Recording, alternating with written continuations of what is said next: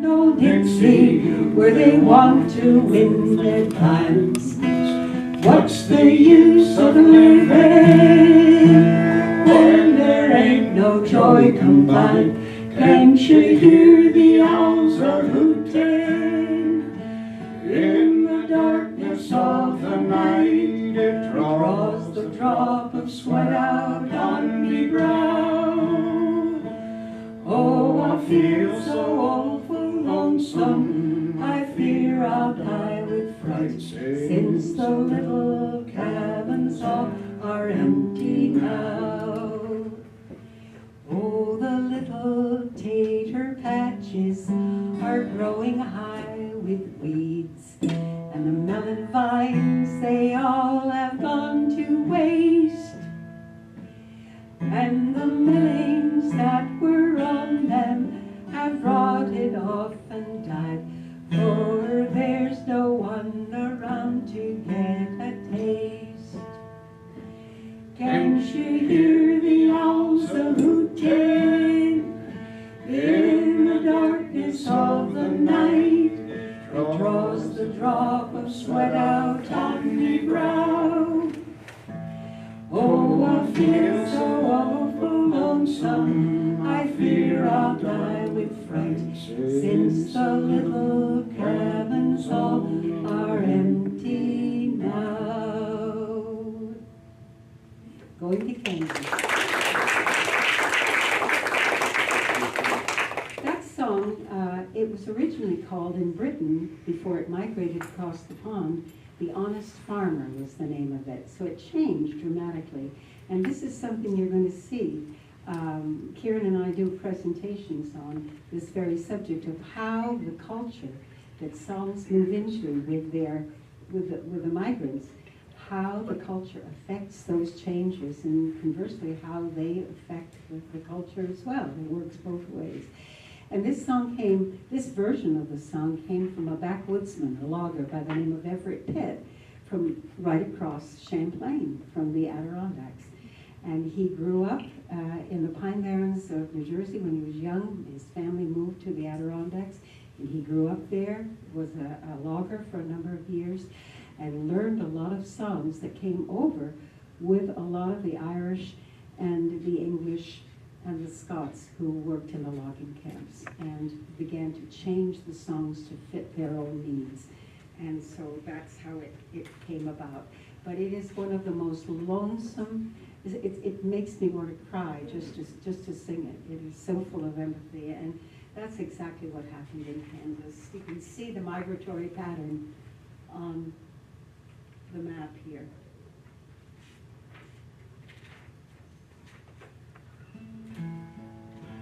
I'm singing a song from a fellow by the name of Don Edwards, who came from Texas, from Panhandle of Texas. He was a wonderful singer and musician, and grew up in a family of Texas musicians. And it's a song, I bet a lot of you learned it when you were young, the Colorado Trail. I bet you've heard of it, haven't you, or at least sung it. This version is just quite a beautiful version, and it comes from a fellow by the name of Dr. Chapman, who was a physician in Duluth, Minnesota, and he was tending to a cowboy who had had a bad accident in a cattle drive, and he was in bed in the hospital, and he was singing this song from his hospital bed, and Dr. Chapman thought this was so lovely that he learned it from this patient. And if he hadn't, we would never have had the Colorado Trail. And it is truly a lovely song.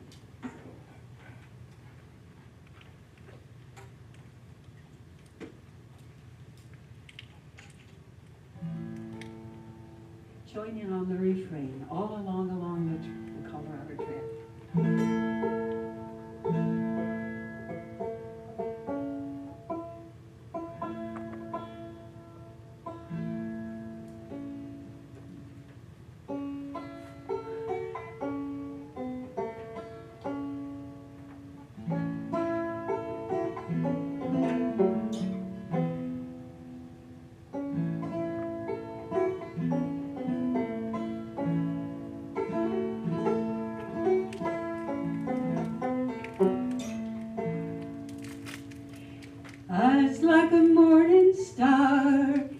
cheeks like a rose. Laura was a pretty girl, God Almighty knows. Weep all you little rains, wail, winds, wail, all along, along, along the Colorado Trail. Right through the lonely night, right through the day, keep the herd a-moving on its way. Weep all you little rains, wail, winds, wail, all along, along, along the Colorado Trail.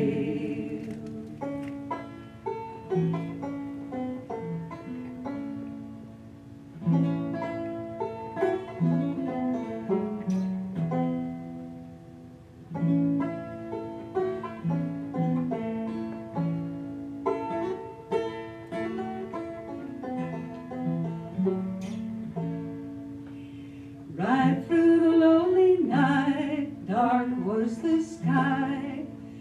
Wished I'd stayed in Abilene, where I was warm and dry.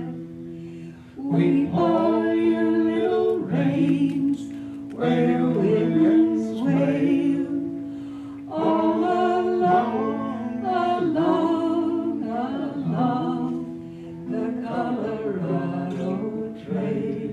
Try it. All along, along, along the Colorado Trail.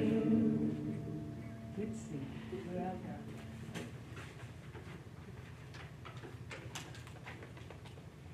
The Lonesome Roving Wolves. Now, this is a song to really know something about. The history of this is tumultuous. It was written by a man by the name of Levi Hancock, who was a Mormon. He was he was a musician actually, a Mormon musician from Utah. And he belonged to a Mormon battalion that marched during the Spanish War, during the Mexican War, all the way from Iowa to the Mexican border. The longest march in the war. And en route, he wrote this song called The Lonesome Roving Wolves. Now, the Mormons were an interesting body of people. They had some very interesting songs. They had also some very strange superstitions as well. They believed that wolves came down off the high Platte Mountains of Utah to devour wagon trains of people. And it was actually their way of pushing what took place between the Mormons and Native Americans.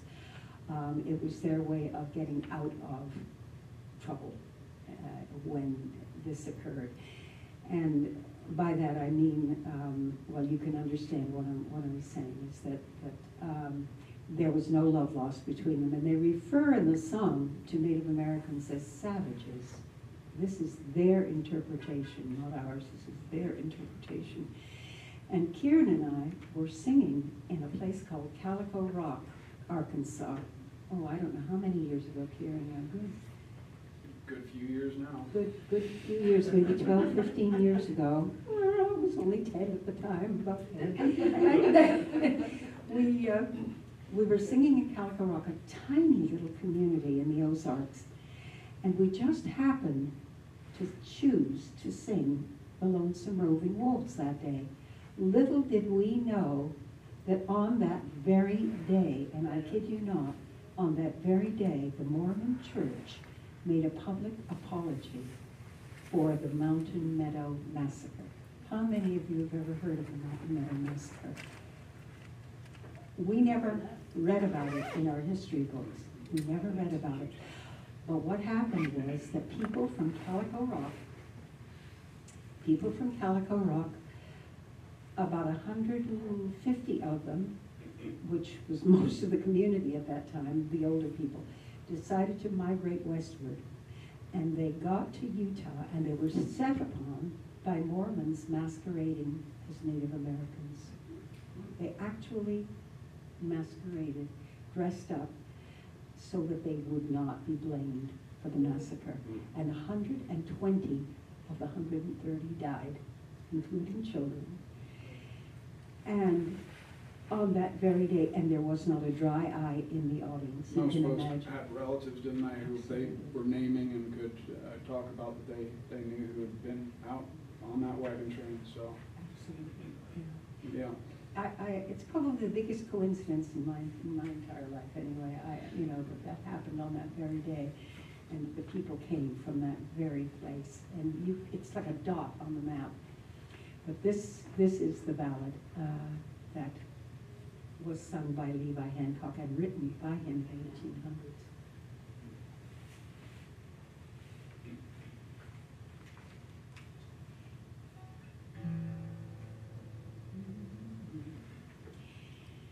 Oh, the Mormons were camped down by the green grove, where the pure waters flow from the mountains above.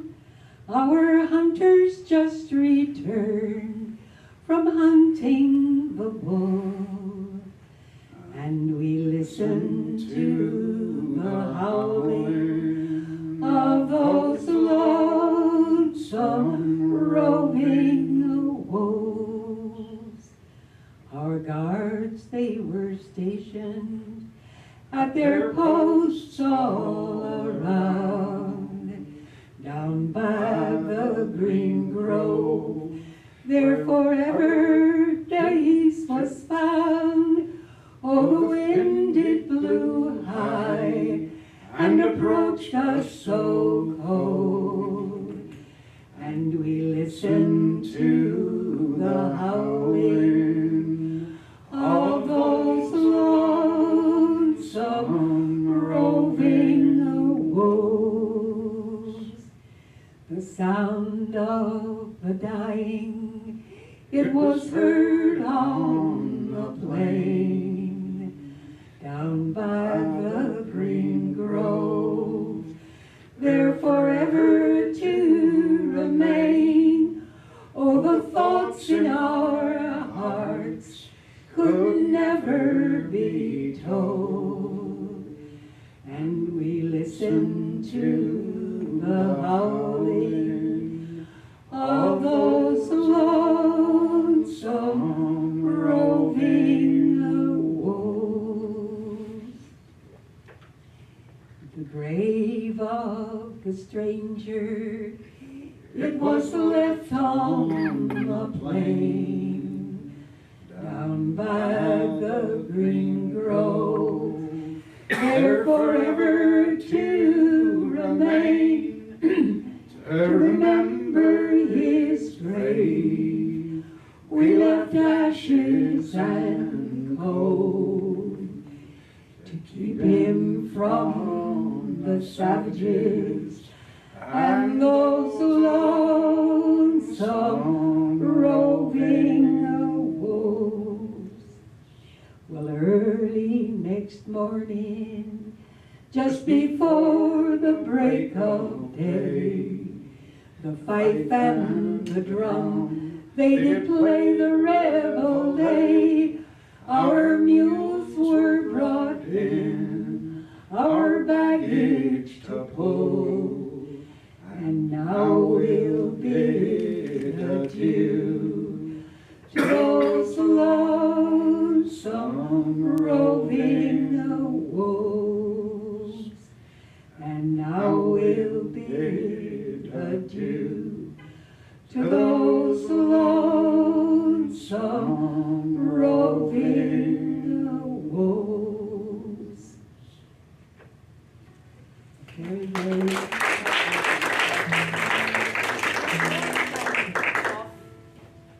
Any questions? Do you have any questions about it? Seriously? Oh, that's okay. That's quite all right. So do I. So about what year are these songs coming from? About the 1840s, 1850s, Okay. yeah, yeah. Almost all of them, everything descended on the West at that period of time. The gold, you'll see as we creep through all of these things, how everything just migrated, you know, the railroad, the inception of the railroad, everything just came to a head with all of this. So, This next song is an exception to that. Most of what we're doing is either traditional or from the 1800s. And this song is a written song from Montana, from a man called J. Rummel from Missoula, Montana, and who's AKA Ace Wheeler. And this gentleman settled up in Missoula to make pottery, but he wrote the song about the cattle drive. And when they would take those cattle up from big ranches in Texas, from the Panhandle in West Texas, up to some of them up in Montana, in the fields in Montana.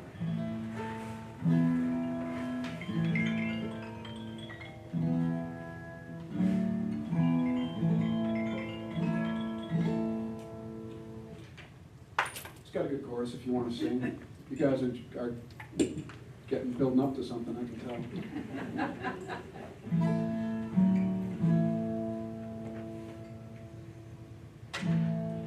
Way back in. Well, actually, we'll do it a little higher. You want to play banjo too? Do I? Yeah, please do. Okay, do We'll that? do it D flat. Feeling ambitious.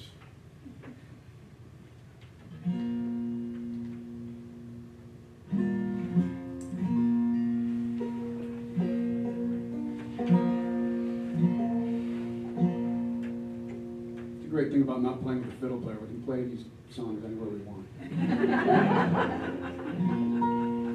Way back in the mountains, the bitter mountains, there lived a girl that I used to know. She said, come back, cowboy, when the bitter roots are blooming, come back to the mountains and make them your home. We pointed them north o'er the hills and the valleys, 10,000 head of longhorn steer. San Antonio, Texas, to Miles City, Montana, we pointed them north in the spring of the year. From the old running heart to the circle, the diamonds to the NJ Ashmark to the XRT, from the Peace River to the shining mountains, we pointed them north in the spring of the year. We pointed them north o'er the hills and the valleys, 10,000 head of longhorn steer. San Antonio, Texas, and Miles City, Montana, we pointed them north in the spring of the year. When we reached the mountains, we saw the cattle turn loose.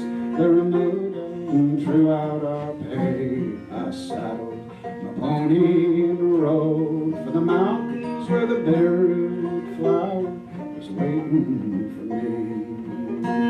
We pointed them north o'er the hills and the valleys, 10,000 head of longhorn steer. San Antonio, Texas, Miles City, Montana, we pointed them north in the spring of the year.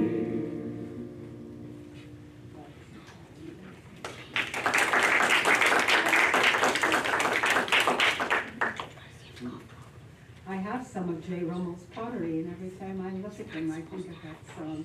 He was a remarkable musician, and I lived for 10 years in Missoula. I did graduate work out there, and it was in the 60s before I moved to Britain, and I loved every minute of it. Missoula was a remarkable place, and learned a lot of songs from a lot of Western people out there.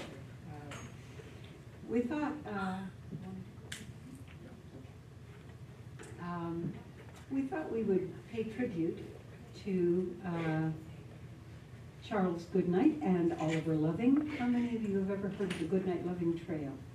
Yeah, I knew you were going to raise your hand.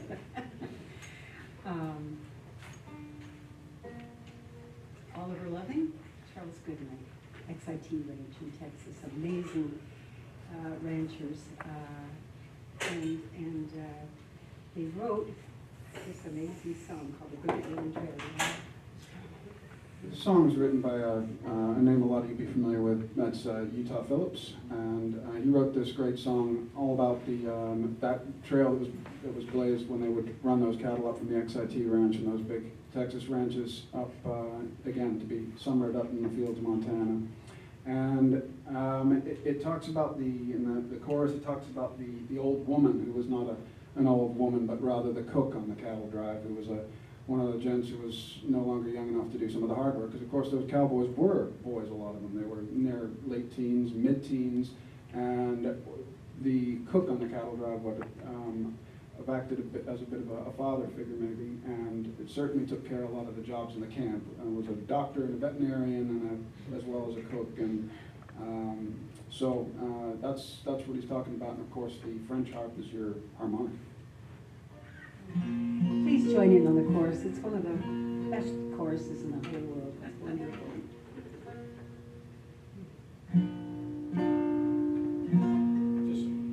I'm too old to wrangle or ride on the swing. Beat the triangle and you curse everything. If dirt was a kingdom, then you'd be the king on the goodnight trail, on the loving trail, where the old woman's lonesome tonight. Your French harp blows like a low falling calf. It's a wonder the wind don't tear off your skin. Get in there and blow out the light. With your snake oil and herbs and your liniments too, you can do anything that a doctor can do, except find a cure for your own gosh darn stew. On the goodnight trail, on the loving trail, now the old woman's lonesome tonight. Your French harp blows like a low falling calf. It's a wonder the wind don't tear off your skin. Get in there and blow out the light. Well, the campfire's out and the coffee's all gone.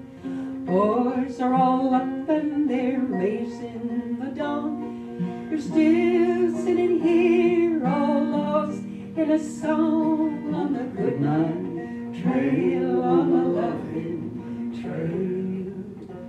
Well, the old woman's lonesome tonight. Your French harp blows like a lone fallen calf. It's a wonder the wind don't tear off your skin. Get in there and blow out the light.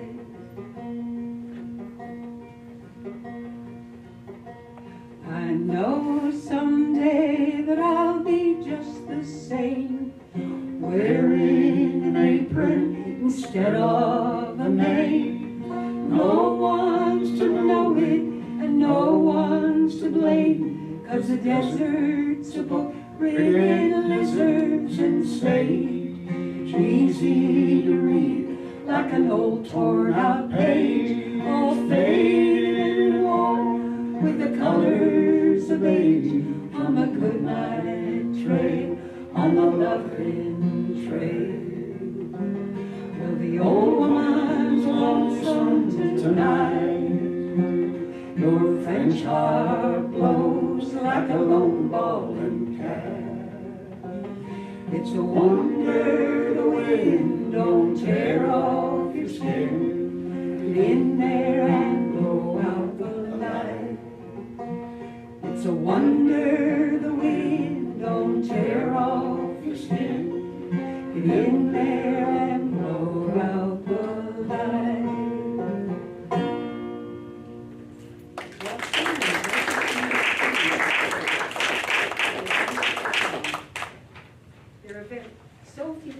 who can make a song sound really old, and Utah Poet's certainly one of them. It was amazing. We're going to move into songs of complaint.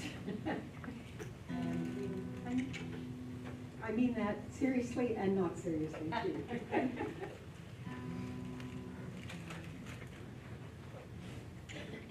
This is a song called Bury Me Not on the Lone Prairie. It's got more irony to this song than any other song I think I've ever heard in my entire life. And an interesting thing, this song has a bit of a Vermont connection to it. I don't know if any of you know of a fellow called John Patterson up in Burlington, Vermont. You know him, don't you, Laurel? Yeah, yeah.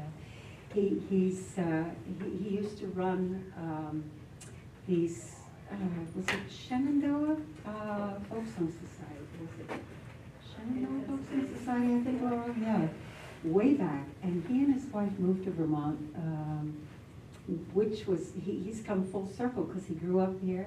And his grandpa, Edmund Seymour, was a famous politician in Vermont. And Edmund Seymour decided in his early 30s to migrate westward. And he did. He took himself out west, became a rancher, worked on various ranches, and he actually learned this version of Bury Me Not, which is just an amazing version. He was sent out to collect a coffin, wasn't it, Kieran? I think the cook had died. Oh, And the he was cook had died, that's sent right, yeah. 25 miles or something to get a coffin for this cook. It was on the way back that he had camped with some cowboy who taught him the song. Was that how the story went? That's right, yeah, he uncovered this cowboy, didn't he? And the guy taught him, Bury Me Not on the Lone Prairie, while he was, riding back with a coffin on the back of his horse to the ranch, to the ranch where he was working.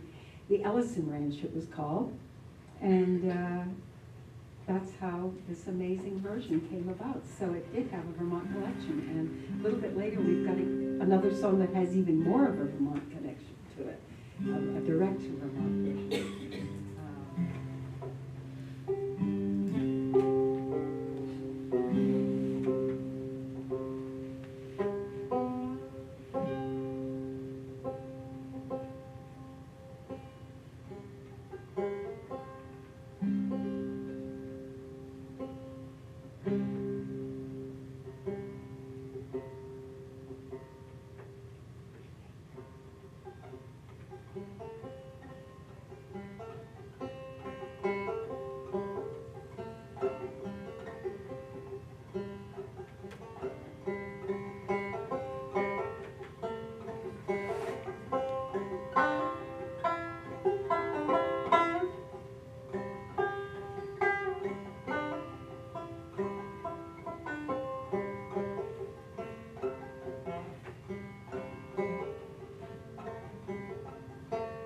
Bury me not on the lone prairie. These dying words came mournfully from the pallid lips of the youth who lay in his dying bed at the close of day. Bury me not on the lone prairie, where the coyotes howl and the wind blows free, where the buffalo pause on the prairie sea. Oh, bury me not on the lone prairie. It makes no difference, so I've been told, where the body lies when life grows cold. All partners pray one wish to me, and bury me not right on the lone prairie. Never listen to the enticing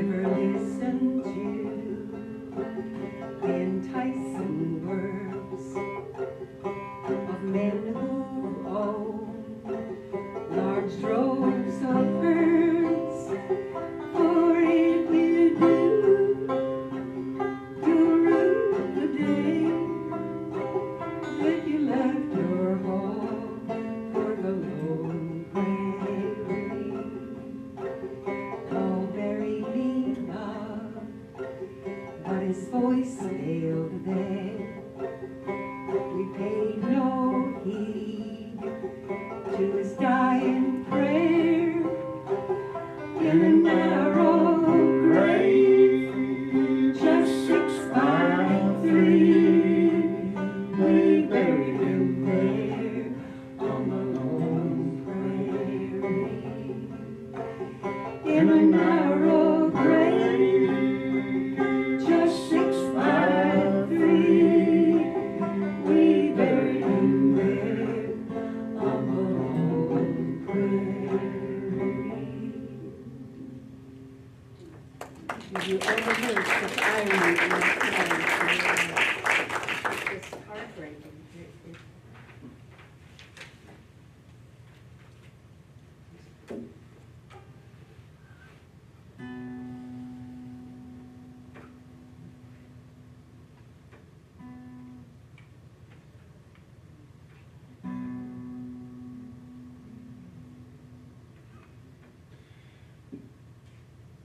This is truly a bit of a rant and a bit of a complaint, this here song. And it was written by, or collected rather, from a man named Sloan Matthews from Alpine, Tennessee, or Texas, pardon me.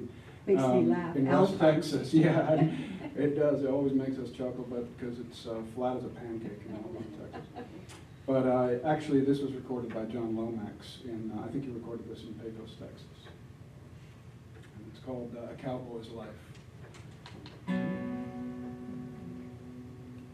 Well, you talk about your farms, your cattlemen's charms. You talk about your silver and your gold. But a cowboy's life, it's a very dreary life.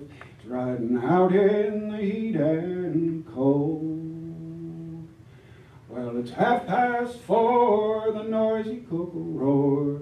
Hurrah, boys, it's the breaking of the day. We're slow for to rise. You wipe your sleepy eyes. The sweet dreamy night's passed away. When the springtime comes, double hardship begun. The rain, it's so fresh and so cold. You can almost freeze from the water on your clothes. Cattle you can scarcely hold. And the wolf and the owl with the terrifying howl, they'll be disturbing your midnight dreams as you're laying on your slicker in the dark gray night, way out on the Pecos stream.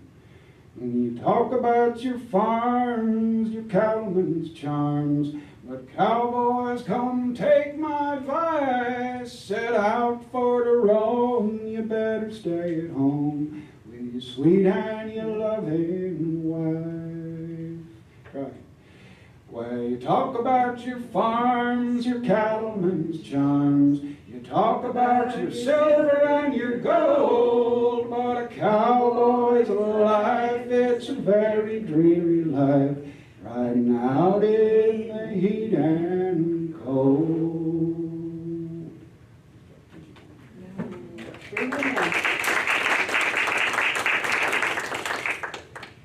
I drove poor Dave crazy when we lived in Scotland, trying to learn this song. It's called The Boaster, and it comes from, we're working on parody and humor now in songs to relieve you of some of the sadness that existed. But It's the shortest section. yeah, that's right. This is the shortest section. I'm not kidding. And I don't participate in either. I would sit at the kitchen table, and I drove Dave nearly absolutely around the twist trying to memorize this song. You'll see why. A lot of the cowboys used to gather around the campfires when they were on a cattle drive, and they would try to outdo each other. Can you put that up on the screen there just to give an idea?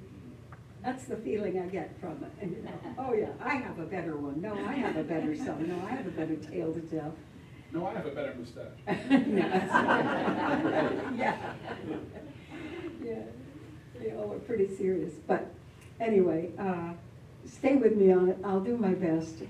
You know, it's not easy at almost 85, believe me. I'll do my best. Here we go.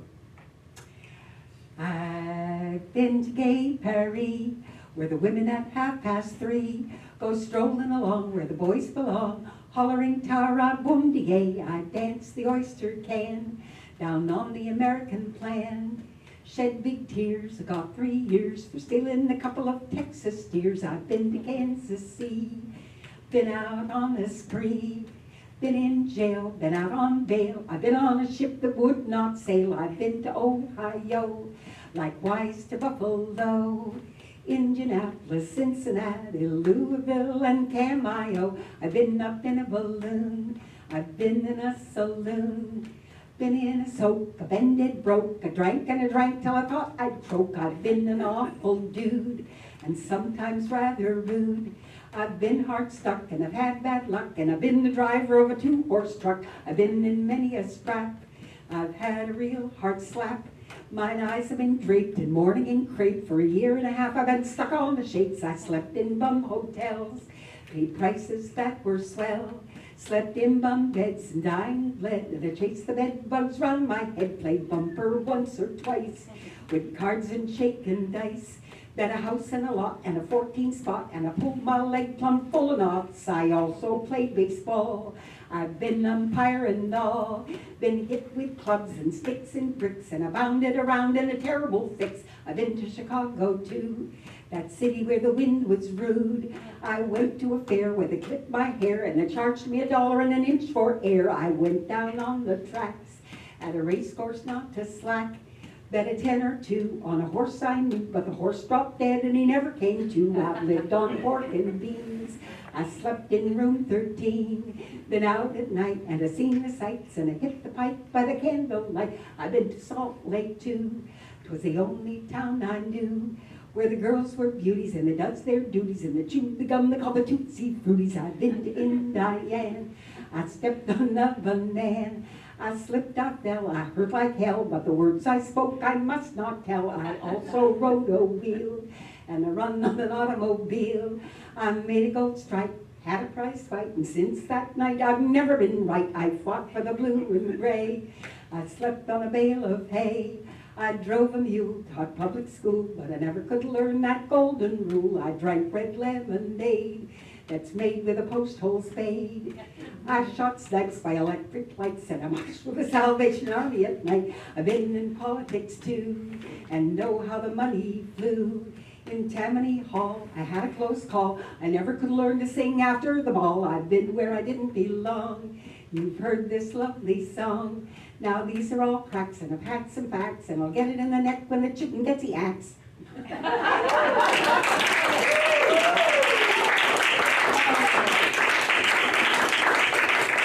There's one breath in that song at the beginning, and that's it.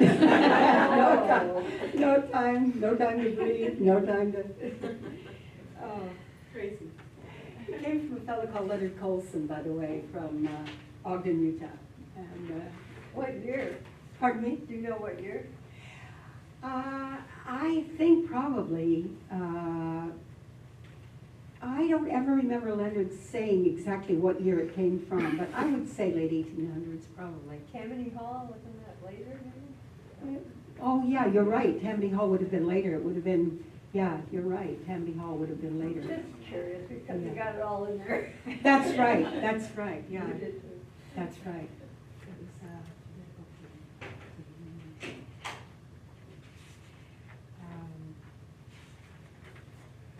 Well, that was only 16 pages long.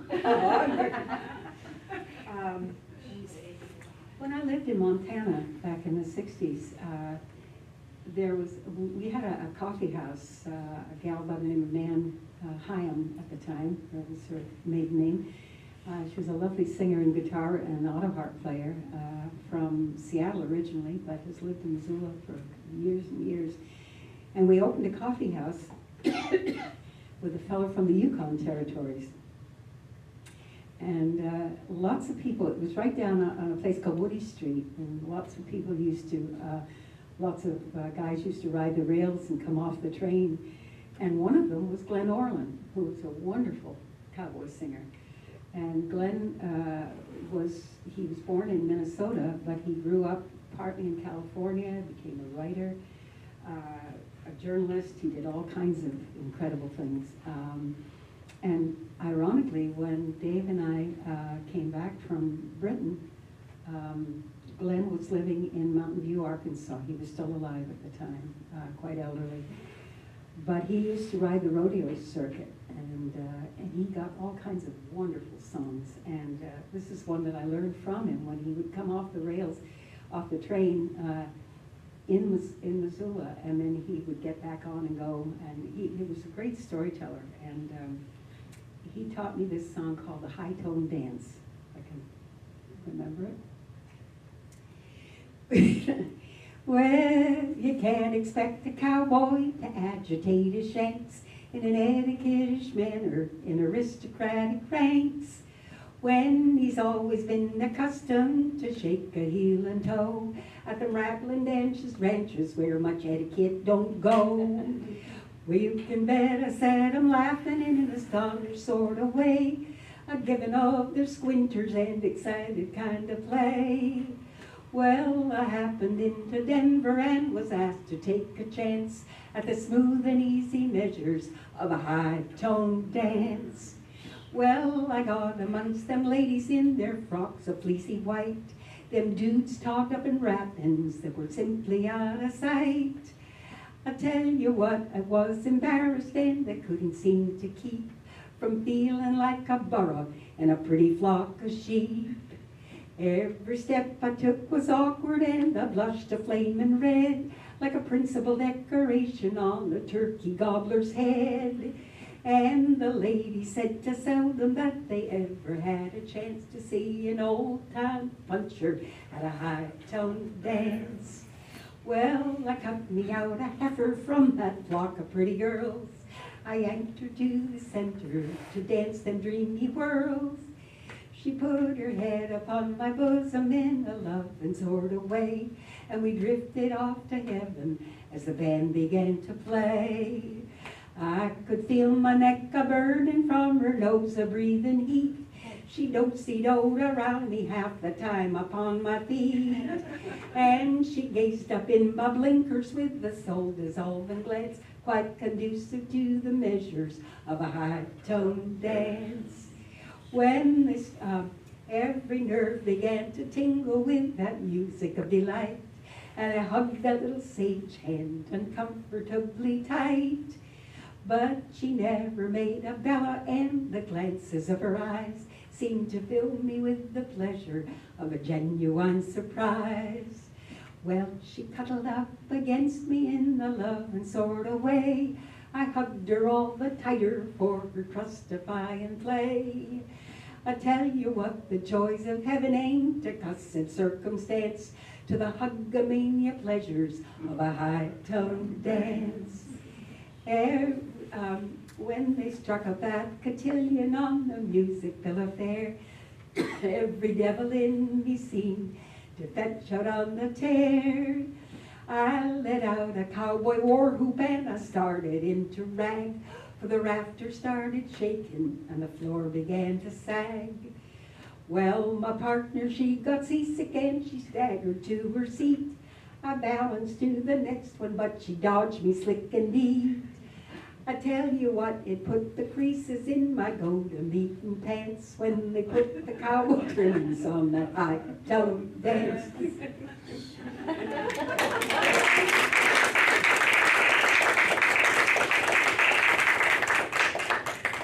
Weird little song. Work songs in the railway. The railroad lore, it fused the physical elements of the trains with the emotions of the workers, and it was very highly symbolic in oral tradition, folk tradition. And you've got a map here of the railways that were being constructed at the time. And when I was doing research, pardon me, on this project, just a few little things that came up that were kind of interesting. Well, I don't know, maybe there may not be time to look at it Yeah, I'll just We'll, won't fill you with anecdotes, but what we'll do is put these songs into a medley, just a short, they're mostly really short. First one's called Roll On Buddy. It's from the blues tradition from Molly Jackson. And it's a hammer song, so we're going to cover hammering and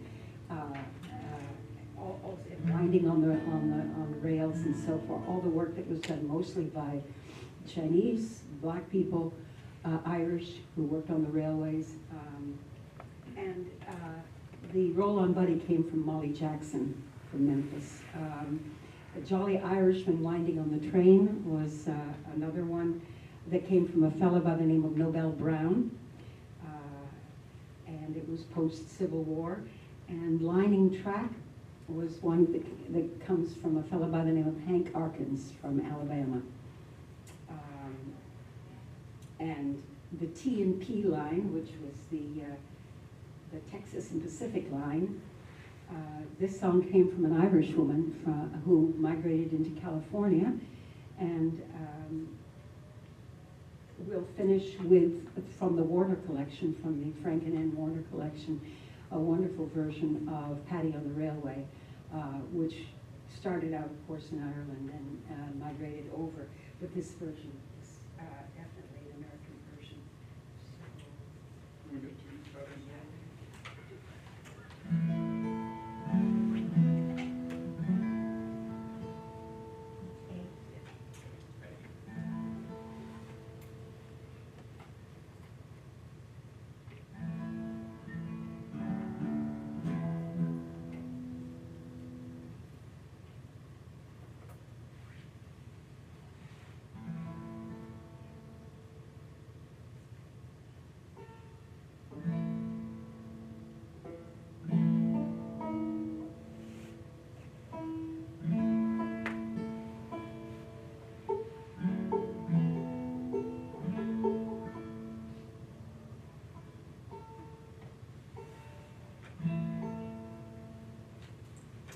Sing Where We Begin.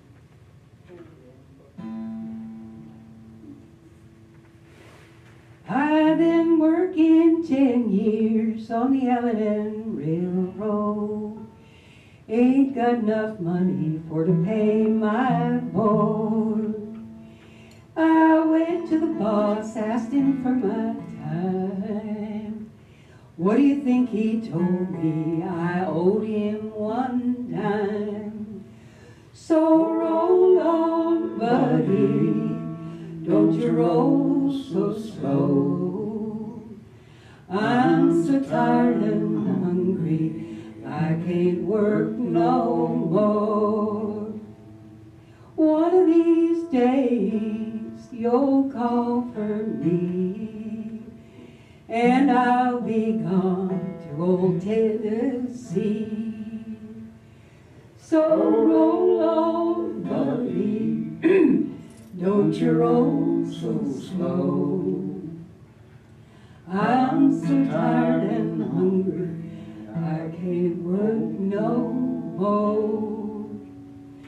I went to the boss, asked him for my time.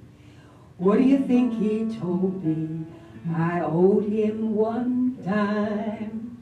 So roll on, buddy, don't you roll so slow. I'm so tired and hungry, I can't work no more. Oh, I'm a jolly Irishman, O'Shaughnessy is me name. I hired to work on number 3 to go winding on the train. They sent me up to number 10. 'Twas there my duties did begin. How in the devil they all came in, it nearly wrecked me brain. They sent me out on the upper deck. 'Twas there I thought I'd break me neck. I hung on to the ring bolts till me hands and feet grew lame. I could no longer stand on me pins. 'Twas there I thought of all me sins. And if God will forgive me, I never again will go winding on the train.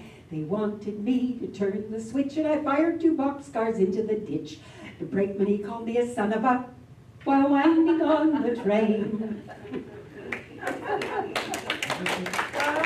Don't know about the rainbow sign, no more water but fire next time. Hey boys, can't you line? Oh boys, just a hair. Oh boys, can't you line? Oh boys, just a hair. Captain Cathar about the joint ahead. Ain't heard nothing about the hog and bread. Hey boys, can't you line? Oh boys, just a hair. Hey boys, can't you line? Oh boys, just a hair. Better move it on up to the joint ahead. Do we move on up ahead, children? Yes. Are you right, children? Yes, we are right. Half of it got spoken, half of it got sung. I left beer one wonderful night. The skies and the heavens were shining bright. I was riding the bumper which suited me fine, much better than the handouts on the T&P line. I landed in Welford about 3 p.m. The cop watched me and I watched him. I gave him no effort and I made him no sign that I had been bumming on the T&P line. I decided to dress up in style, not looking like a bummer, no, not by a mile. Rear back on my budget, give each man a dime, and I'll remain bumming on the T&P line. Met up with a man by the name of Will Wright. He said, I will hire you if you will work right. I will work right, and I'll put in my time, and I'll remain bumming on the T&P line. I was called to the office one day. Will Wright says, what's this? I hear the folks say, they say you're a bummer all dressed up for blind, that you have been bumming on the T&P line. Well, I don't know that it concerns you. I've done all the things you require me to do. If my work it don't suit you, then give me my time, and I'll remain bumming on the T&P line.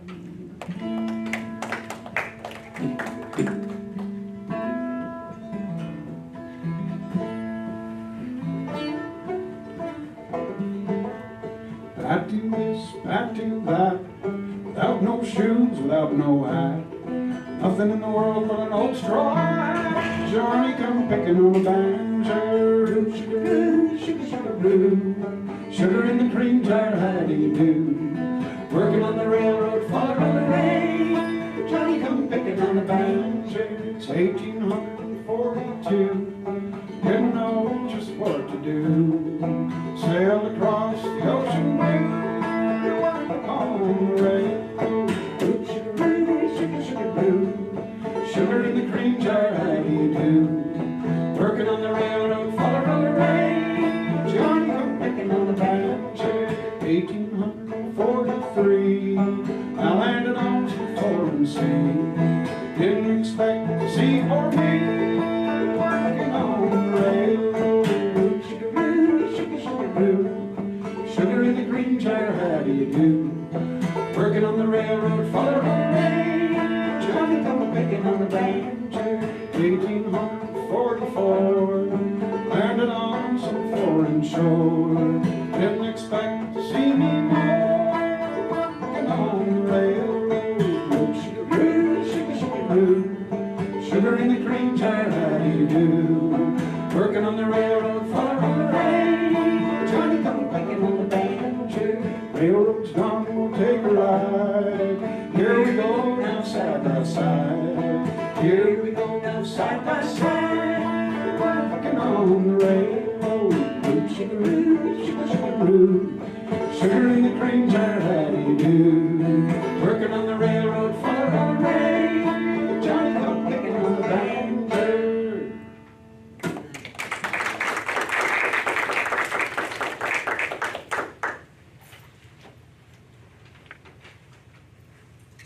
ranchers.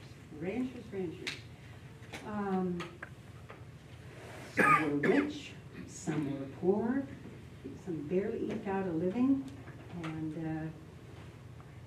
as you can see, it's an amazing photo, I think, of some rancher people. It's incredible. And then you had people like Maurice, who was a Frenchman, who decided in Wyoming where he would make his living.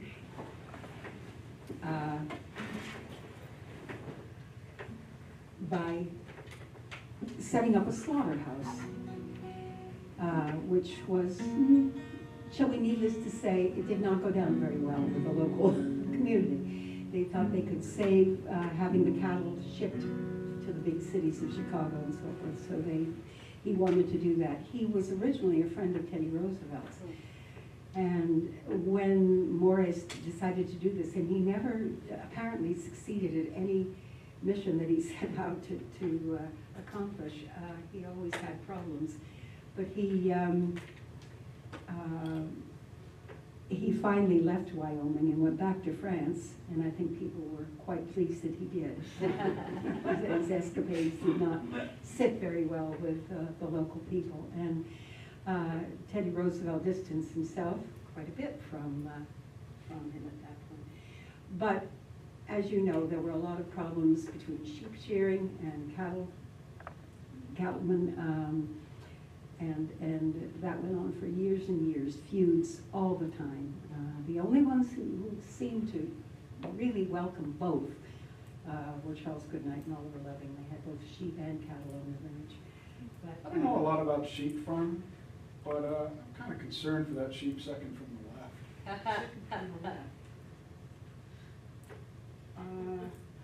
just don't. I'm concerned about all of them. Actually. Fair enough. Right. It's not lovely. Oh, I've seen better looking sheep. yes. After living in Scotland, we certainly have.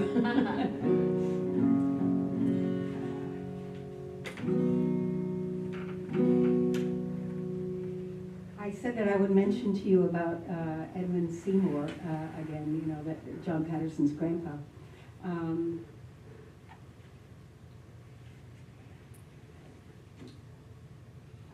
When Seymour was living out west, before he moved back to Vermont, he went to a cattle convention in Miles City, Montana. And when he was there, he stayed at a place called the Queen's Hotel in Miles City. And that night, the night of the convention afterwards, he was in his hotel room, and in the middle of the night, there was a knock at the door. And the hotel manager asked if it was okay if one of the fellows from the cattle convention could share his room. And this was quite a common occurrence, I guess. So he said, sure. And this man came in, and they spent a couple of hours chatting away about ranching and so forth, and one thing and another. And the next morning, when John Patterson's grandpa, Edmund Seymour, went to get up, the fellow was gone. And he thought, okay, fair enough. And he got dressed, went downstairs, went to check out of the hotel, and he said to the fellow behind the hotel in the office, he said, by the way, he said, do you have any idea who that was who shared my room last night? And the fellow said, oh yes, sir, that was Teddy Roosevelt. And the interesting thing is that the most interesting thing of all, when John Patterson told Kieran and me about this,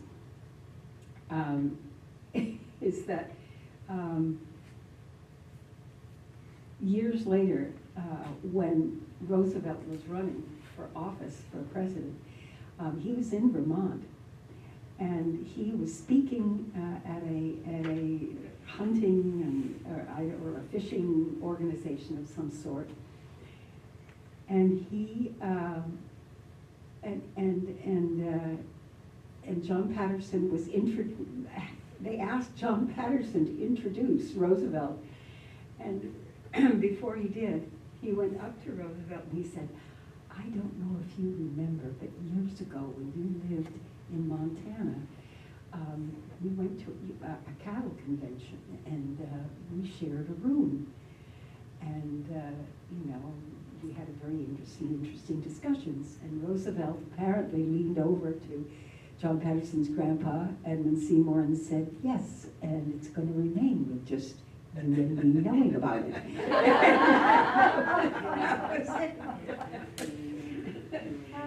It's just such an interesting, you and I are the only ones who are going to know about it. That was it, yeah. Until now. Until now, yeah. Anyway, so this is,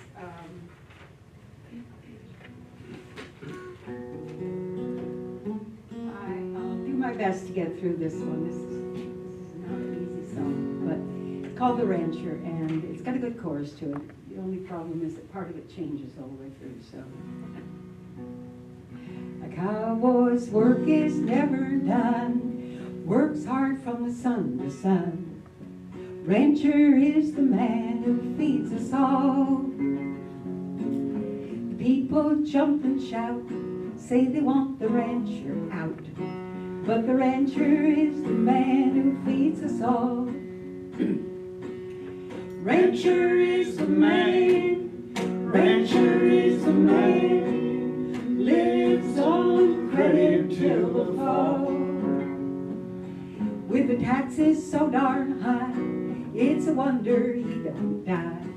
And the tax man's the man who gets it all. Now the lawyer hangs around while the butcher cuts a pound. Rancher is the man who feeds us all. The preacher and the cook, they go strolling by the brook. But the rancher is the man who feeds us all. Rancher is the man, rancher is the man, lives on credit till the fall. When the interest that he pays takes his money all the way, and the mortgage man's the man who gets it all. Now the rancher goes to town with his wagons broken down. Rancher is the man who feeds us all. The rancher takes a rest, then no, that's not right. The banker says he's broke, 'cause the country's up in smoke. But the rancher is the man who feeds us all. Rancher is the man, rancher is the man, lives on credit till the fall.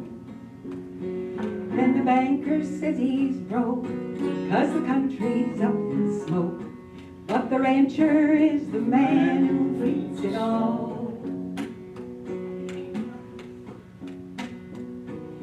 Now the government wants his land, but they don't seem to understand that the rancher is the man who feeds us all.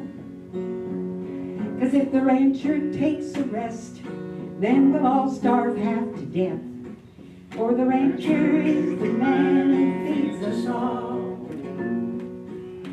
Rancher is the man, rancher is the man, lives on credit till the fall. When they take him by the hand, then they lead him off his land. Rancher is the man who feeds us all. But it's Uncle Sam's the man who gets it all.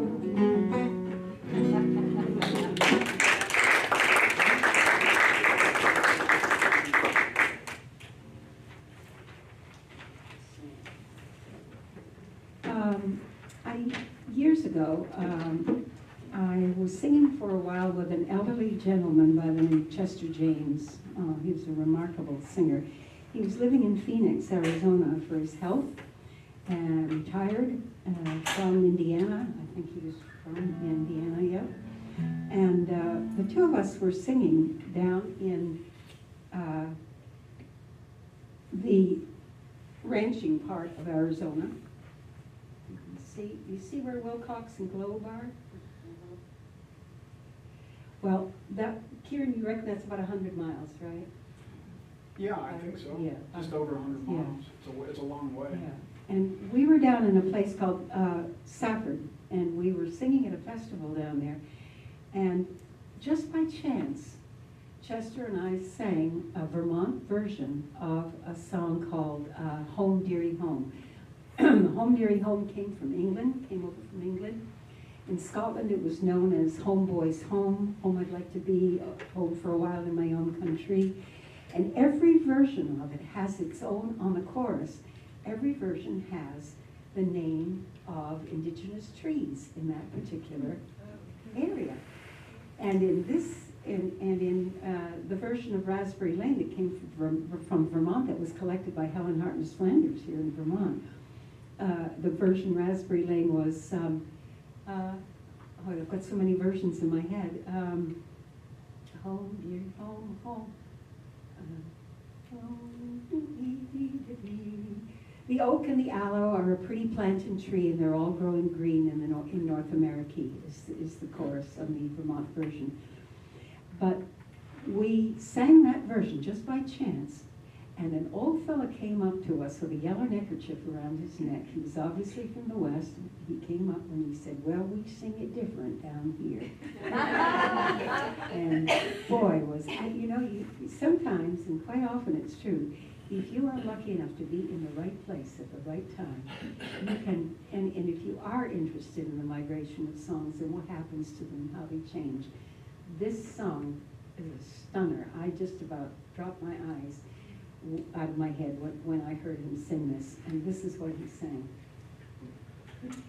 He told us that it was called Freighting from Wilcox to Globe, and there were two fellows by the name of Lieberman and Myers. They were two New Yorkers who decided to capitalize on the freighting industry out in the West, and they went out there to make their fortune, and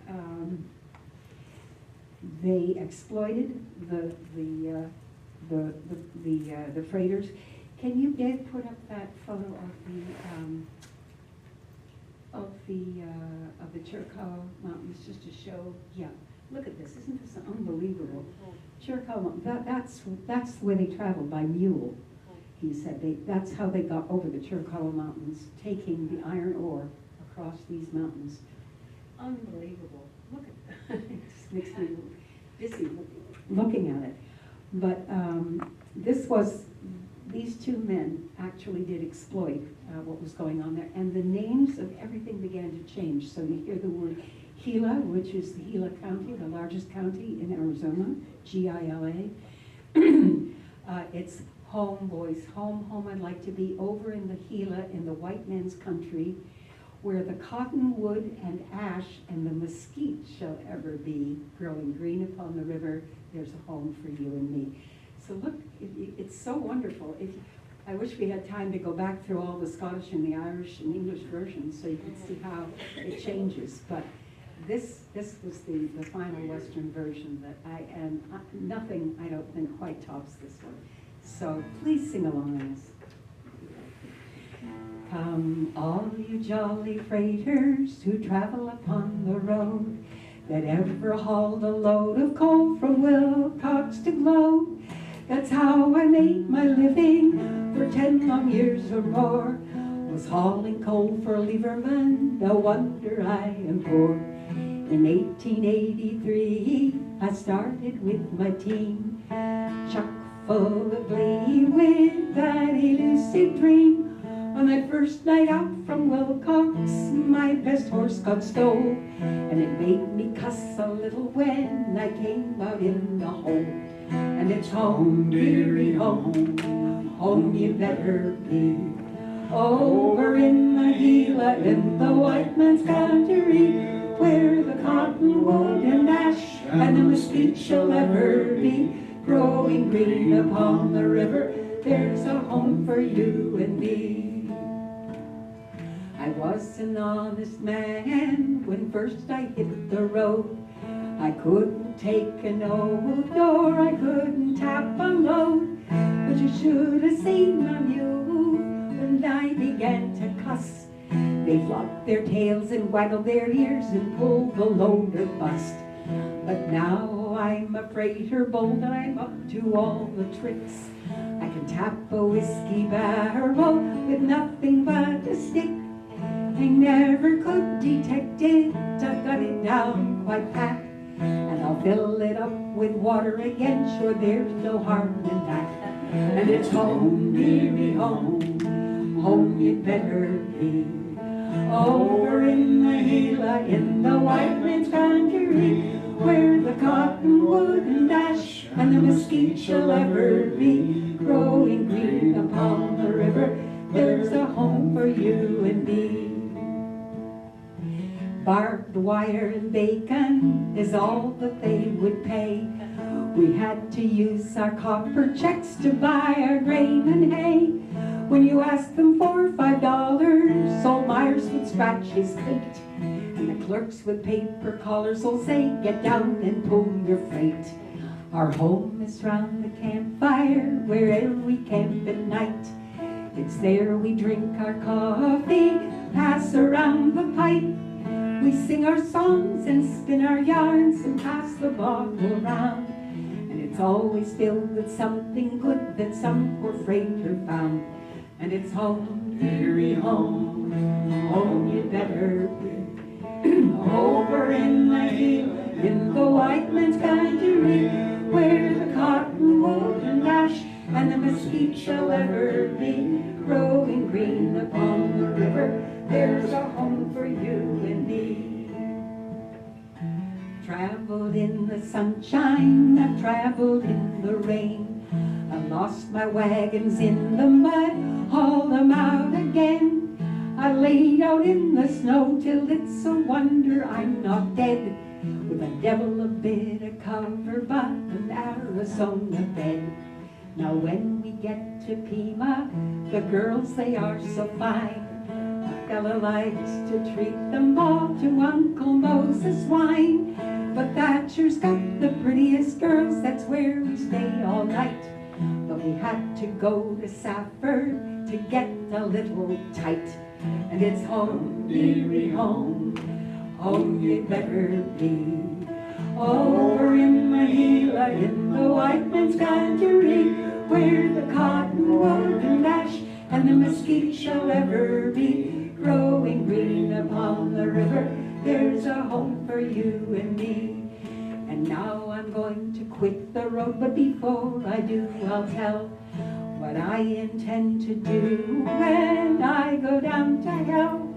It's there I'll leave old Lieberman and Myers with his specs. And the devil is sure to catch them both when they cash in their checks. And it's home, dearie home, home you'd better be. Over in the Gila, in the white man's country, where the cottonwood and ash and the mesquite shall ever be. Growing green upon the river, there's a home for you and me. Freighting from Wilcox to Globe. Woo.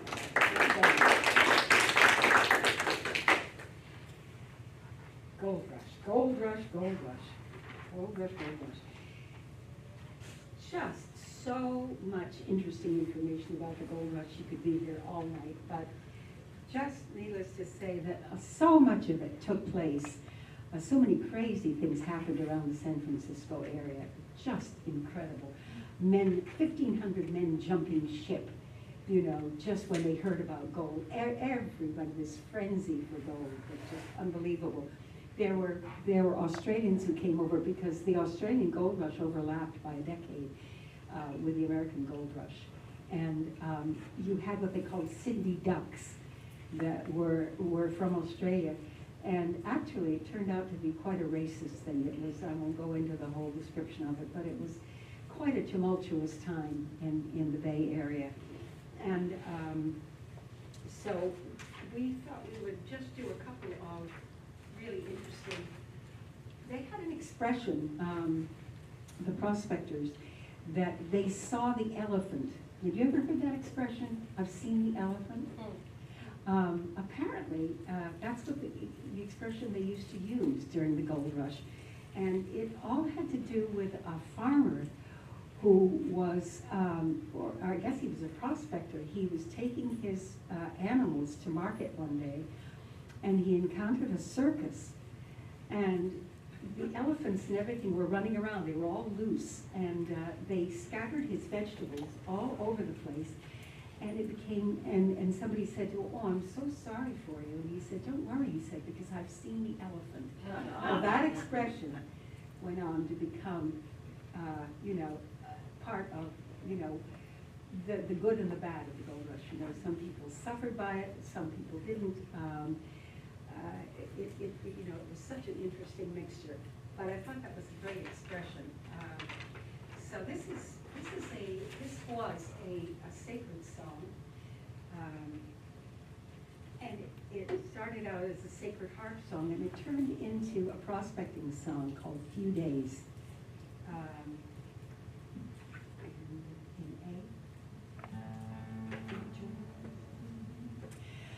Well, I pitched my tent on this campground, few days,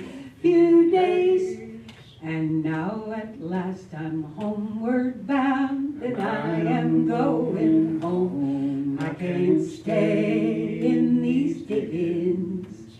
Few days, Lord, I can't stay in these diggings, and I am going home. I'm going home to stay a while, few days, but before I go, I'll plant a smile, and I am going home. I can't stay in these diggings. Few days, Lord, I can't stay in these diggings, and I am going home. These banking thieves I will not trust, few days, but with me take my little dust, and I am going home. I can't stay in these diggings. Few days, Lord, I can't stay in these diggings, and I am going home. Well, I do not like these diggings here, few days, and I will not stay another year, and I am going home. I can't stay in these diggings.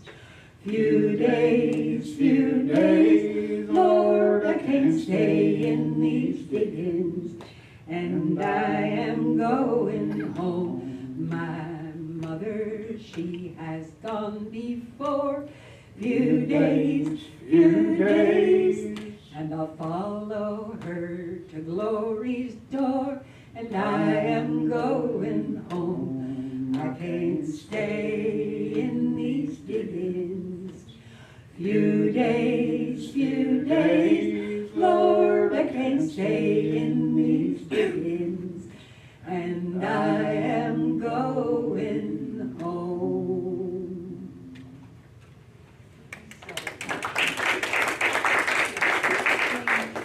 The name of the hymn was "Hurrah for Home," by the way, the original version of that. And when I lived out in Missoula in the 60s, one of my best friends out there was a fellow by the name of Merritt Herring, who was a wonderful singer of old Western songs. And he taught me this wonderful version of the Dreary Black Hills. This past year, I took my banjo class when I was at Maine Fiddle Camp this past year, and I brought them up on stage with me. I taught them Dreary Black Hills, and it was just lovely just to see this bunch of kids for all ages playing banjo on this. It was just so much fun. It was great.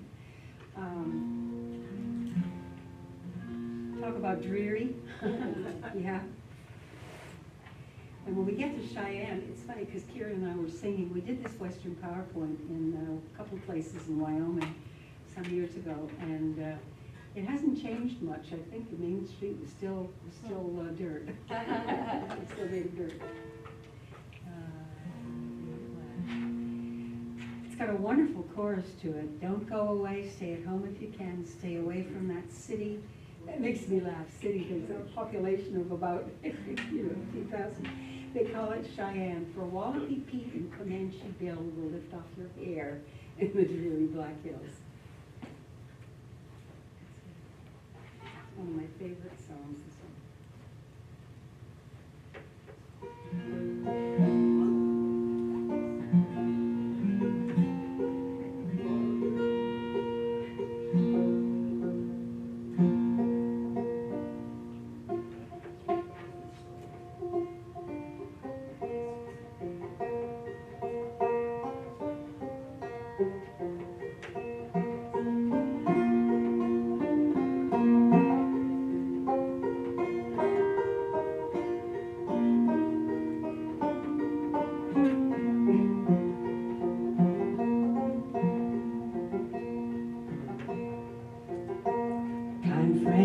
Won't you listen to my pitiful tale? I'm an object of pity and looking quite stale. I gave up my job selling right patent pills to prospect for gold in the dreary Black Hills. Here's your chorus.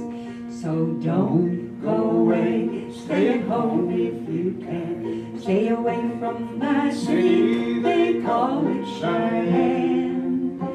For Wallaby Pete and Comanche Bill will lift off your hair in the dreary Black Hills.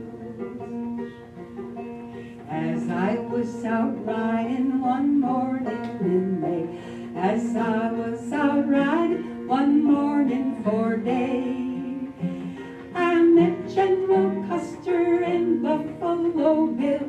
They prospect for gold in the dreary Black Hills. So don't go away, stay at home if you can. Stay away from that city, they call it Cheyenne. For Wallaby Pete and Comanche Bill will lift off your hair in the dreary Black Hills. When I got to Cheyenne, well, no gold could I find. I thought of that loved one left far behind. Through rain, sleet, and snow, frozen clear to the gills, I'm an object of pity in the dreary Black Hills. So don't go away, stay at home if you can. Stay away from that city, they call it Cheyenne. For Wallaby Pete and Comanche Bill will lift off your hair in the dreary Black Hills.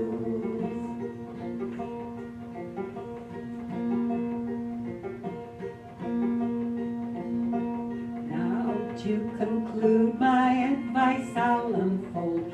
Don't go to the Black Hills searching for gold. Railroad speculators, their pockets you'll fill if you prospect for gold in the dreary Black Hills. So don't go away, stay at home if you can. Stay away from that city, they call it Cheyenne. For Wallaby Pete and Comanche Bill will lift off your hair in the dreary Black Hills. Now to conclude my advice I'll unfold. Don't go to the Black Hills searching for... Oh, I did that one, sorry.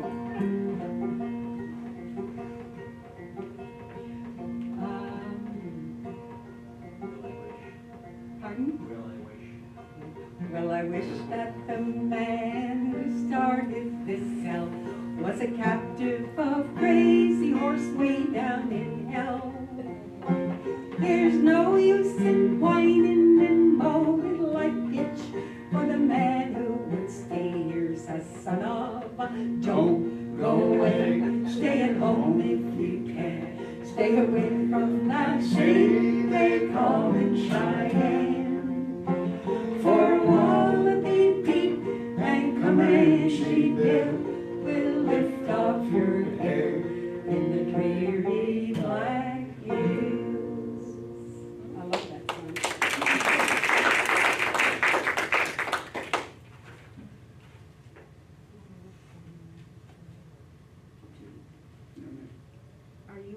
for just a little bit? Are you okay? Yeah. Are you sure? I know it's a long, it's so hard to know what to cut out of here. We've tried and tried and tried to get rid of some of these songs, and it's just so hard to do it. You know, we try to get through it and give you a feel for what's. Bidwell and Sutter were the two men who started the California Gold Rush, and Put Songster was the primary source of a lot of songs. He was quite a fellow, this fellow Put. But he put out, it was like a broadsheet of a lot of the songs that came out of the gold mining camps and the gold rush. And he actually ended up in abject poverty. He never made any money. He did for a while and then squandered it all away. But this was one of the songs from Put Songster. I'm old John Moore from the Bummer Shore in the good old golden days. They called me a bummer and a gin sub too, but what care I for praise? I travel round from town to town, call me the roving sign. There goes Tom Moore, he's a bummer for sure, in the days of 49. In the days of old, in the days of gold, oft times do repine for the days of old when they dug up the gold in the days of 49. There was New York Jake, the butcher's boy. He was always getting tight. And every time he'd take a few drinks, he'd start looking for a fight. One night he knelt up against a knife in the hands of old Balkine. Well, over Jake they held a little wake in the days of 49. In the days of old, in the days of gold, oft times do repine for the days of old when they dug up the gold in the days of 49. There was Rackshag Bill from Buffalo Town, I never will forget. Well, he'd roar all night, he'd roar all day, I think he's a roaring yet. One night he knelt up against a knife in the hands of old Balkine. Well, over Jake they held a little wake in the days of 49. In the days of old, in the days of gold, oft times do repine for the days of old when they dug up the gold in the days of 49.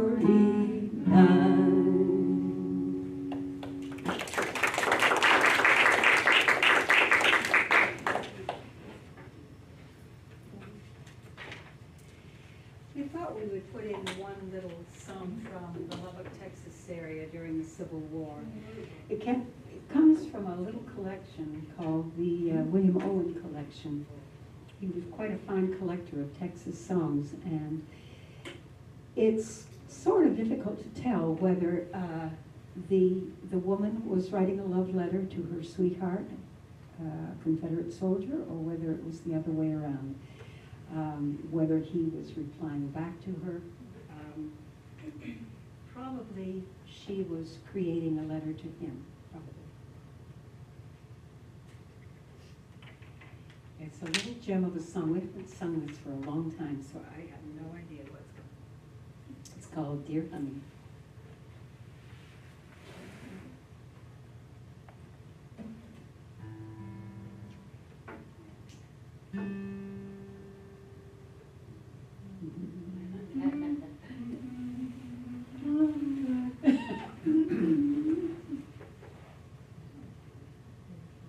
I would just pick a place. Pick a place. place, Pick another Mom, yeah. place. Pick a place, Mother. You'll be fine. These few lines to you, dear honey. Faithfully I send, I hope to see your face again, if you will be my friend. This road seems long and lonesome, which I have underwent, but still to follow after you, it is my whole intent.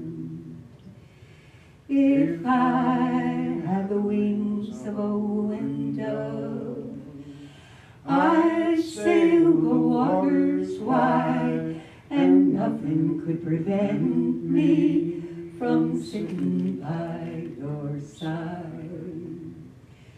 But when I dream of you, it breaks me of my rest.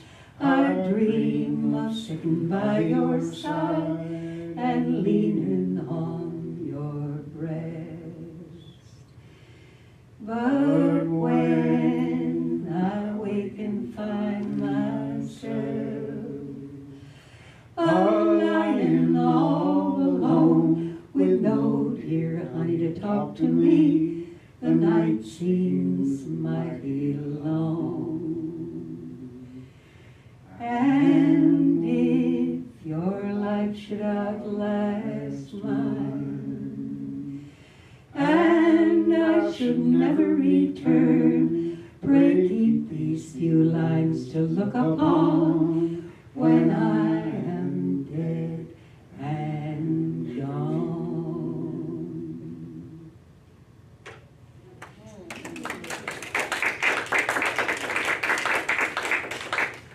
I can hardly get through our room without crying. I don't know what it is. Put up two fellows here. Bones Hook. How many of you have heard of Bones Hook? Anybody? He was one of the most amazing cowboys of the West. Never has gotten enough accolades or attention. The most remarkable man. Even after he had retired, they used to get him off the trains to help round up cattle because he was such an incredible rancher and so amazing at bringing in cattle, and he was such an incredible horseman.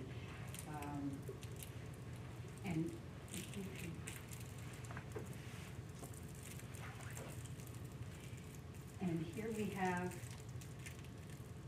Bones Hook with all of these Texans. Look at them. Look at the difference. Can you see it? You can see it. They loved him. They absolutely adored him.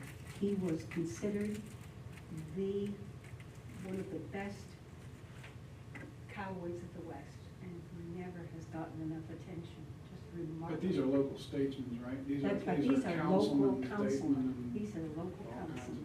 Sheriff and Yeah, sheriff and all these people in Texas. It's extraordinary photograph. It's an extraordinary photo. It's one of the most amazing photos I think I've ever seen historically. Can you put the next photo up, please? No. Thank you. And here we have Bass Reeves, and I know that there's a film, by the way, that has just come out about Bass Reeves. He was a remarkable, he was born a slave in Arkansas and migrated into the West after the abolition of slavery, and was an unbelievable man. He was a sheriff, 6'7" in frame, and apparently the only person who was ever really afraid of him was Belle Starr, the famous Outlaws. He was a remarkable man, absolutely amazing. First black lawman of the West.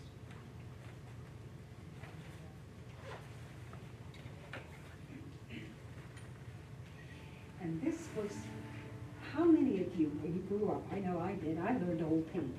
I'll bet you did too, a lot of you.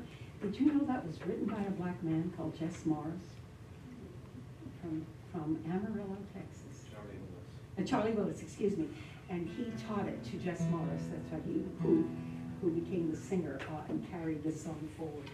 But just absolutely amazing, and never got the recognition that he deserved. But it's not the version most people know. Most people know, I ride no paint, I leave no Dan, I'm going to Montana just to have a movie. That's, I like that one.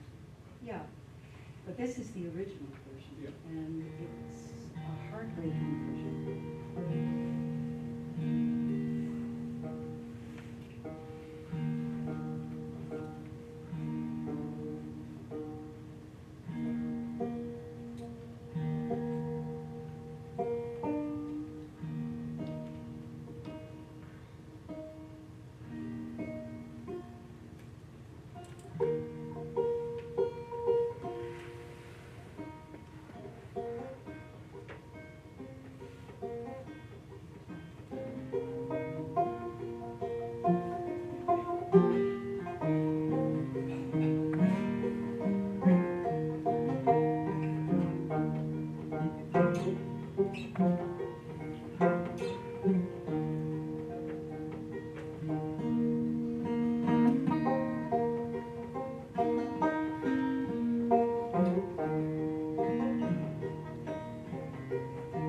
Chorus.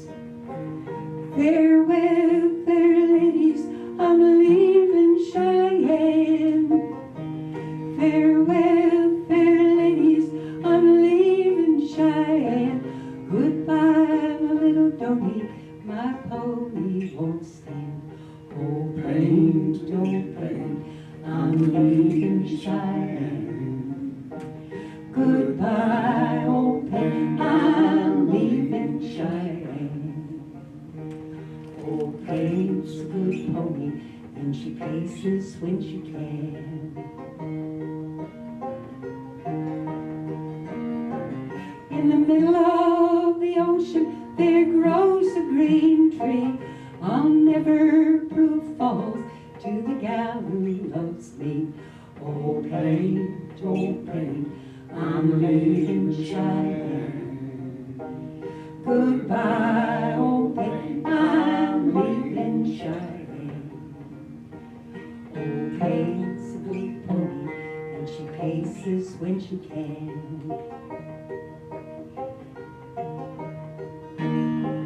Old paint had a coat out on the Rio Grande, and the pony wouldn't pace, and they called it Cheyenne.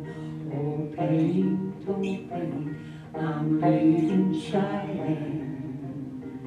Goodbye, old paint, I'm leaving Cheyenne.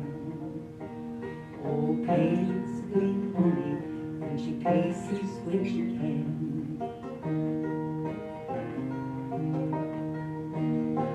My foot's in the stirrup, my bridle's in my hand. Goodbye, my little pony, my pony won't stand.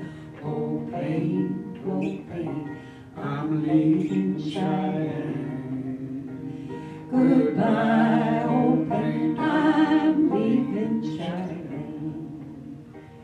Old pain's a good pony, and she paces when she can. Just sing that first verse with us. Farewell, fair ladies, I'm leaving Cheyenne. Farewell, fair ladies, I'm leaving Cheyenne. Goodbye, my little pony, my pony won't stand. Oh, pain, I'm leaving Cheyenne. Goodbye, old pain, I'm leaving Cheyenne. Old pain's a good pony, and she paces when she can.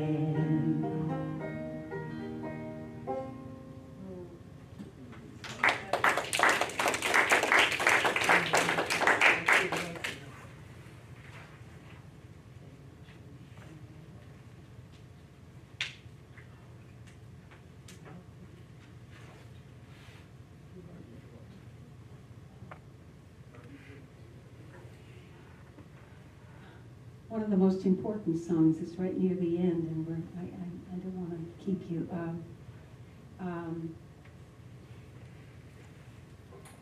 Can you put up the first image, Dave, please? This was life for women in the Panhandle and the Great Plains. Just unbelievable. Women gave birth on their own. Their husbands were away, either hunting or fighting or whatever, and were gone sometimes for weeks at a time, as you all know. And so women were so vulnerable. And this ballad came across from Britain, and it ended up in a place called Chandler, Oklahoma, and out in the middle of nowhere, absolutely nowhere. It's called Fanny Moore, and this was the title of it in Britain as well, about the vulnerability of a woman who had to make a choice between two men. The man she did not choose, of course, decided that he would, well, I don't need to say more yet.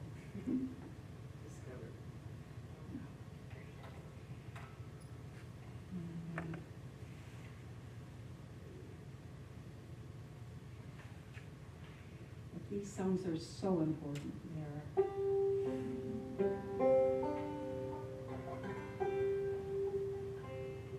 I don't know if it'll hold up or not, but we'll see what happens.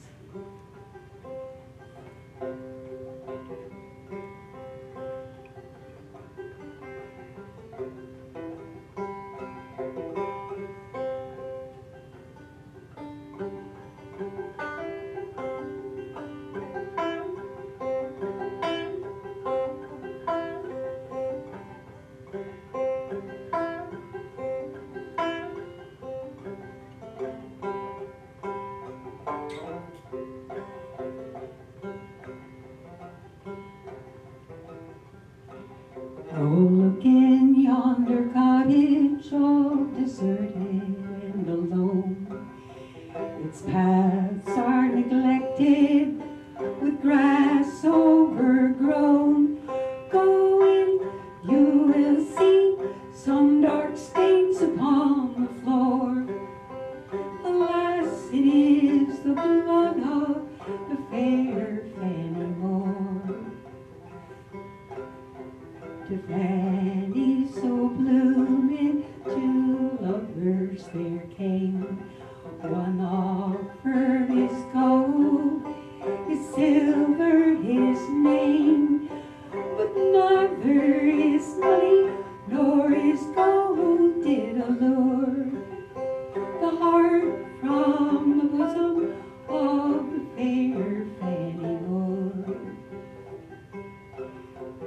First was young Randall, so haughty and proud, who to fair Fanny his haughty head bowed. Neither his money nor his fame would allure the heart from the bosom of the fair Fanny Moore. The next was young Henry of lowest degree. He won her heart, and enraptured was he. Then at the altar he quickly did secure the love and the hand of the fair Fanny Moore. One day she was alone in her cottage so gay, young Randall the heart. One day she was alone in her cottage so gay. When business had called her fond husband away, young Randall the hearty come in at the door, clasped in his arms the fair Fanny Moore. Oh, Fanny, lovely Fanny, beware of your fate. Please accept my offer before it's too late. There's one thing for certain I'm bound to secure, the love or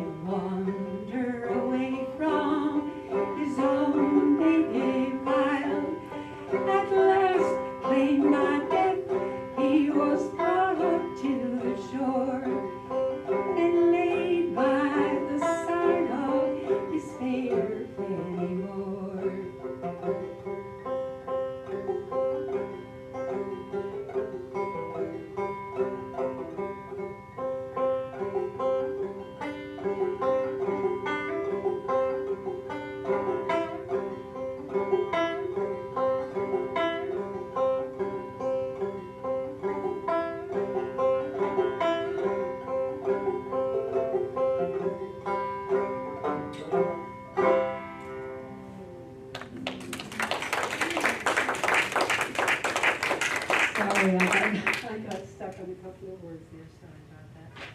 Well, we'll finish up with these two. This is a true ballad, actually. It's called The Hills of Mexico.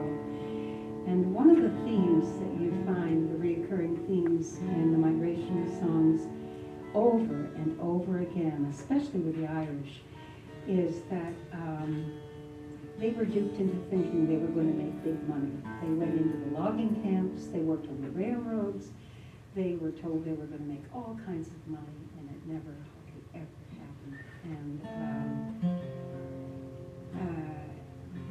just ended up being too gullible about it all. And this song transposed itself when it made its way out into the West. Actually, Woody Guthrie actually called it the hills of the range of the buffalo, and it pertained to cowboys and getting caught into thinking they were going to make big money with buffalo as well. And in this particular case, this Irishman made his way out into the West, and he was told that he was going to make big money in the hills of Mexico. And he believed the fellow, and let's see what happens. The interesting part is that we actually first heard this song from Roscoe Holcomb's repertoire. So Roscoe Holcomb was a mountain singer from Kentucky, so he was, it's an unusual song to find amongst his the fiddle tunes and ballads that he normally sang. But he sang this great old Western song. So, and he never left the Appalachian Mountains, so. Till his later touring days. But Yeah. when he learned the song, presumably, though, But he learned the song when he was much younger, so how he learned the hills of Mexico is a mystery. All you can imagine is that somebody backtracking, because songs, the usual progression of songs was from east to west, but you found songs and tunes as well, of course, going back on themselves, or sometimes created out into the west or panhandle, and then moving backwards, and then being taken up once again by other people in the Appalachians and the Ozarks and so forth. So you have all kinds of, there's no one answer to anything. It was so organic, it moved all the time.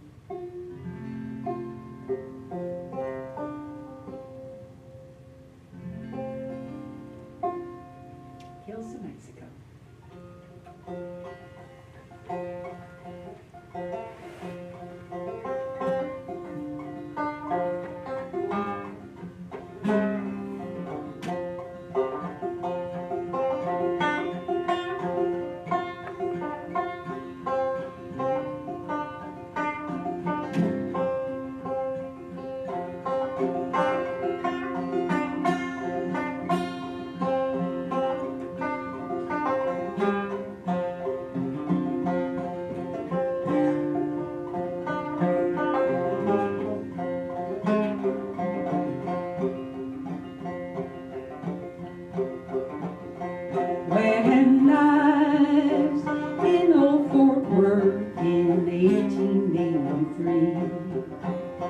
An old Mexican cowboy comes stepping out to me, saying, "How'd you like, young feller, and how'd you like to go and to spend the season with me in the hills of Mexico?" Well, I had no employment, back to him did say, "Well, according to your wages, according to your pay, I will give to you good wages, and all thanks to you know, if you'll spend a season with me in the hills of Mexico."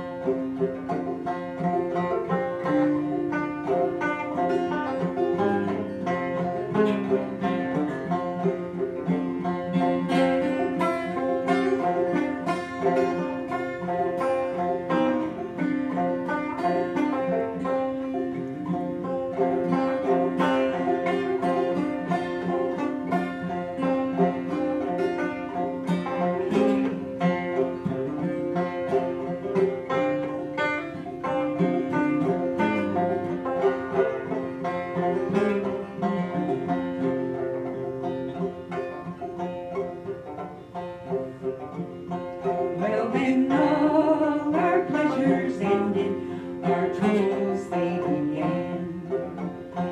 Well, a lightning storm did hit us and made our cattle run, and we all got full of stickers from the cactus that we grow. And the outlaws, they did rob us in the hills of Mexico. Well, I stepped up to that cowboy, gave him my hand, and he gave me a string of horses, so they could not stand. And I nearly starved to death there, and I mean to let you know that I never earned a dollar in the hills of Mexico. Well, they put me on a steamboat back to home we go. Well, the bells they did ring, and the whistle did blow. Well, the bells they did ring, and the whistle did blow. Far from the God-forsaken country they call old Mexico.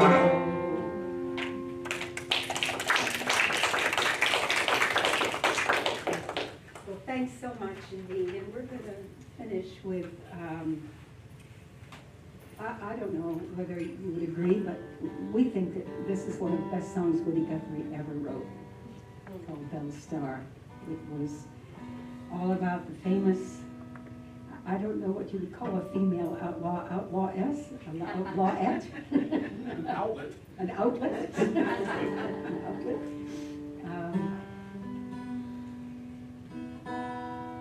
She was the most unbelievable woman. She was born in Carthage, Missouri, around the 1840s, and she came from a very, very wealthy family, and weirdly enough, her parents used to harbor outlaws. They used to take them in and protect them. The James brothers and all kinds of, you never knew who you were going to find there. And that was the way she grew up. And so that was the way when she left home. So she courted all of them. That's right, every single one. And she was not exactly a beauty queen. She was, yeah, she was a little bit strange. But we are going to, but Woody took all 8 of her sweethearts and made it into a most amazing song. We will finish with that. It's Belle Star, Belle Star, tell me, where have you gone since old Oklahoma's sand hills you did roam? Is it heaven's wide streets that you're tying your reins, or single footing somewhere below? When we were rehearsing this song a week or two ago, and the 3 of us sat around the table, and each of us had a minute for us to determine who was most qualified to give a definition of single footing, and it turns out that none of us are. So you're going to have to go away and look that up. You're pretty good at it. No, well, I felt my version. You know was what a single little footing means? Going alone? Go ahead. It's some kind of way that you have horses' feet move like the front ones move independently, but rather than it's a different, no, see? I think, don't they normally coordinate the front right with the back left and vice versa? So it's a way of them trotting with the front ones independently. The front ones are moving and the back ones are moving independently. It looks really quite strange. Marty is looking at us like, what? They're doing a little fancy canter thing. That's the single foot. Yeah, that's as good as we got. But please sing with us. Thank you. Smooth ride when riding on the trail. What did? Very smooth ride. I don't see how it could be. Apparently it was a very smooth, yeah. Yeah, I don't know quite how it was. It's like the gear your truck uses when you're going over the ridges on one. All right. Thank you all so much for being with us, and most particularly for singing. That's been great. That's been a real nice surprise and a pleasure. And thank you very much to my dad, Dave McClurk, for doing the research and technical stuff and just, schlepping stuff. And thank you. Thank you all. Sing on this last one. Let me get out of this weird tuning.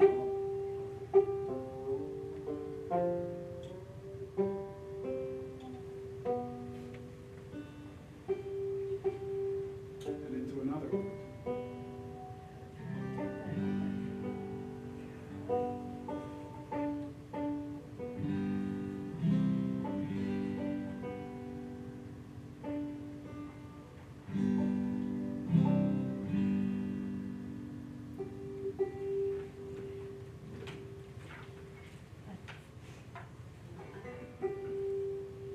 We haven't done a program together for so long, have we? We have now. Lucky us. Yes. Pardon? Lucky us. Oh.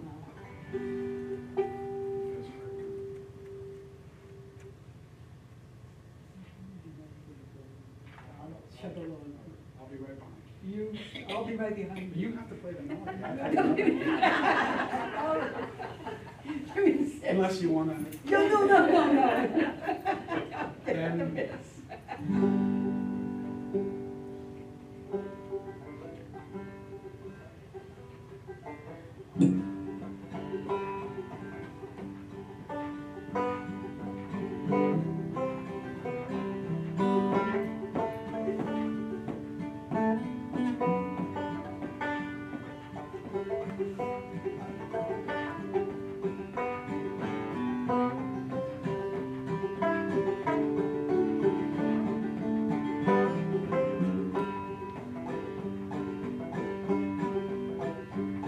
Eight lovers, they say, comb your waving dark hair. 8 men knew the feel of your dark velvet waist. 8 men knew the sound of your tan leather skirt. 8 men knew the bark of guns that you wore.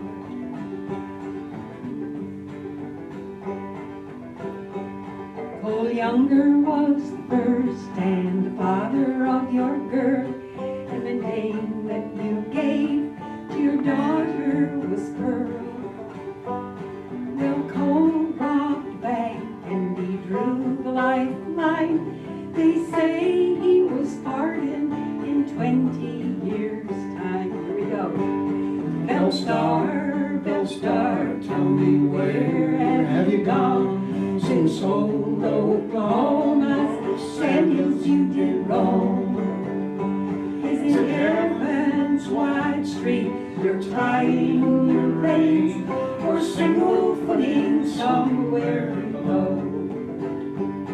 Your Cherokee lover, Blue Duck was his name. He loved you in the sand hills before your great fame. Well, he caught a bullet in 1885. Your Blue Duck's no longer alive. You took Jim Reed to your warm wedding bed, and out of your love was born the boy Ed.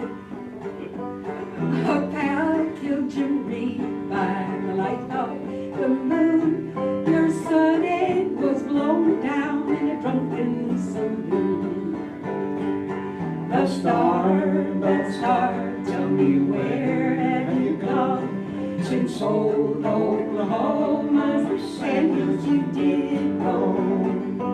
Is it heaven's wide street you're tying your reins, or single footing somewhere below?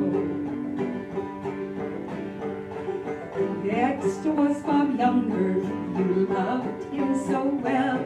He rode with the James boys on the long trail.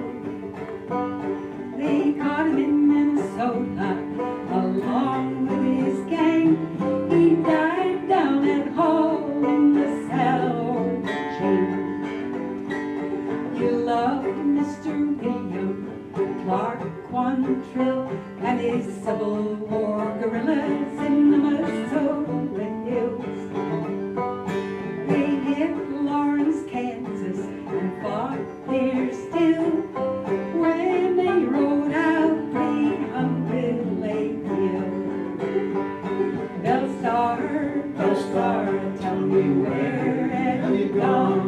Since old Oklahoma sandals you did roam. Is it heaven's wide street you're tying your rein, or single footing somewhere below? Some whispered it could have, some whispered you might have loved Frank James on a couple of nights. We fought the Midland Railroad almost to death. In 1915, Frank drew his last breath. Some say that you could have, some said maybe so. You loved Jesse James, that desperado. Well, Jesse had family, a wife and a son. He died down at home by 4 brothers' guns. Bell star, tell me where have you gone? Since old Oklahoma sandals you did roam. Is it heaven's wide street you're tying your reins, or single footing somewhere below? Bell star, your time's getting late. Did you hear about Jim Younger? Did you hear his sad fate? They say he was pardoned for all he had done. He blew out his own brains in 1901. Hey lovers, they say, comb your waving dark hair. They bend the feel of your dark velvet waist. They mend the sound of your tan leather skirt. They mend the bark of the gums that you wore. Bell star, tell me where have you gone? Since old Oklahoma sandals you did roam. Is it heaven's wide street you're tying your reins, or single footing somewhere below? Thank you. There's one more thank you I'd like to make, which is to Nobody Library for having us, and to Kurt for having for doing our sound for us at the back. Thank you very much. Much appreciated.